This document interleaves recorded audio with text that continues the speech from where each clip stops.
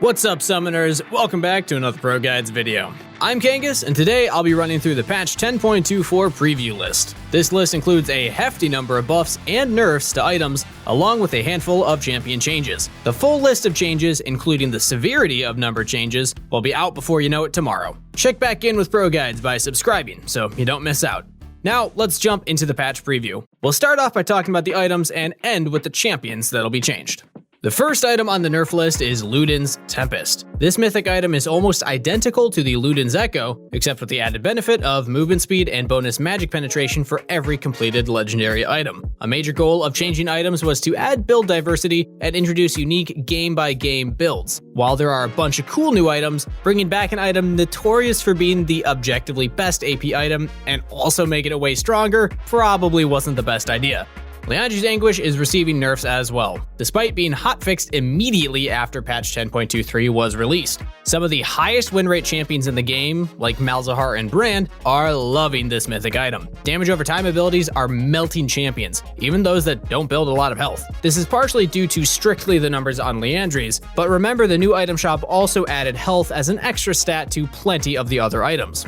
Night Harvester, another mythic item, is going to get nerfed on patch 10.24. The AP mythics really covered every archetype of mage. Luden's for poke and wave control, Liandry's for anyone with a dot, and Night Harvester for AP assassins, and Karthus too. Bursty champions gained a bit too much extra damage with Night Harvester, so I'm guessing they'll tone down the overall damage or increase the cooldown of the passive ability. Despite there not being too many champions that buy it, Riftmaker is wreaking havoc on the Rift, putting it on the list for nerfs on patch 10.24. In extended fights, the Omnivamp and eventual True Damage is putting in far too much work. Champions like Kale are using this like Gunblade, but with True Damage.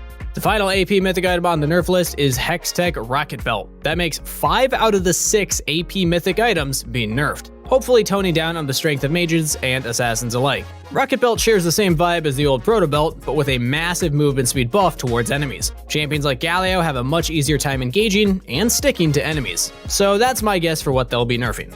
With the mythics out of the way, we can now talk about more AP item nerfs. Lichbane is also getting nerfed, despite it receiving a hotfix earlier in 10.23. The item provides so much value when built as a 3rd or 4th item, increasing your power spike through the roof. It makes sense to nerf the AP ratio even further, but I can see the Spellblade passive cooldown increased to help lower the overall damage potential. Demonic Embrace, the twin brother of Liandry's, is getting nerfed as well. I think it would be interesting to make some kind of unique passive or weakness to purchasing both of these items, especially because you almost never see one without the other. Demonic Embrace should appeal to tankier AP bruisers like Mordekaiser, and it shouldn't be a staple in every single dot mage's build. Honestly, I think that if you aren't punished for building these two items, players will just never stop getting both.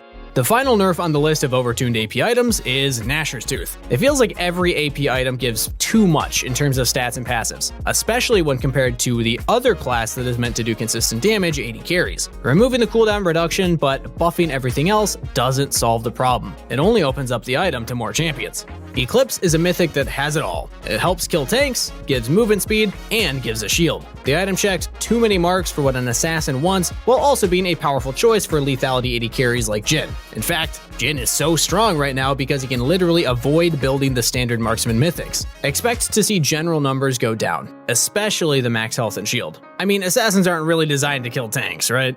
The final item on the nerf list is Blade of the Ruined King. This shocks me a bit, since there aren't too many 80 carries that are thriving during the preseason. Some of the better performing ones are the champions that love attack speed and don't need much crit, like Kog'Maw and Vayne. Hopefully the nerf doesn't hurt them too badly, especially with how powerful tanks are at the moment. Moving on to the item buffs, Tear of the Goddess is first on the list. Right now, the item just doesn't feel that good to build. Sure, it's cheaper, but it doesn't help mana-heavy champions like Anivia and Ryze like it used to in the early game. Building Archangels is also a chore with how bad the components feel to build. If these buffs are to overall mana generation, I'm sure tier users will be pleased. AP junglers are receiving another buff, presumably to the starting items and their damage to monsters. This should make your first few clears a lot easier, being a flat buff to AP junglers. Kraken Slayer is the first marksman mythic to get buffs. Currently, Immortal Shield Bow is the go-to for mythics due to the passive and just general sustain that it brings. If Kraken Slayer is buffed to become a more consistent option for when you really need to pack a punch, the item might be built more often. I'd love to see some more versatility in these 80 carry builds. The next buff is to Essence Reaver, which was previously a pretty big loser after it got reworked. The passive is generally nice, but 40 AD on a 2900 gold item feels terrible to build. Hopefully the item will raise the level for marksman item changes and help the spell slinging champions like Lucian and Xayah. Phantom Dancer is the next marksman-focused item to be buffed. I wonder what they plan to change. Since the shield was replaced, the item doesn't fit into many champion builds. The passive, while good on paper, takes too long to ramp up in a teamfight. Who cares if you get 40% bonus attack speed when fights hardly last long enough to really use that bonus at all? If the passive bonuses were moved to the actual item's stats, I think we'd see it built more often.